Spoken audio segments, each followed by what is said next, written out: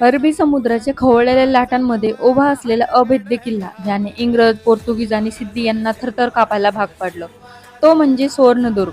महाराष्ट्रातील रत्नागिरी जिल्ह्यातील हर्णई किनाऱ्याजवळ समुद्रात वसलेला हा जलदुर्ग मराठा साम्राज्याचं प्रतीक मानलं जातं. इतिहासकारांच्या मते हा किल्ला आदिलशाही काळात बांधण्यात आला, परंतु छत्रपती शिवाजी महाराजांनी 1660च्या आसपास हा किल्ला स्वराज्यात सामील करून त्याला अजून भक्कम बनवलं.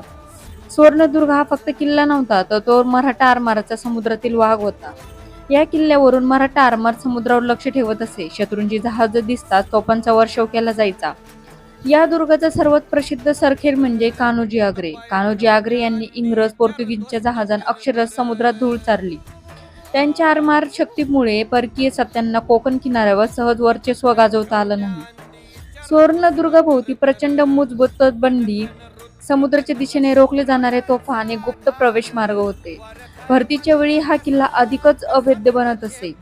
1755 मध्ये इंग्रज आणि पेशव्यांच्या संयुक्त मोहिमेत या किल्ल्यावर मोठा हल्ला झाला, तरी सुद्धा सुवर्णदुर्गाने दीर्घकाळ शत्रूला रोखून धरलं. आजही समुद्राच्या मध्यभागी उभं असलेला सुवर्णदुर्ग मराठा आरमाराची शौर्याची साक्ष देतो.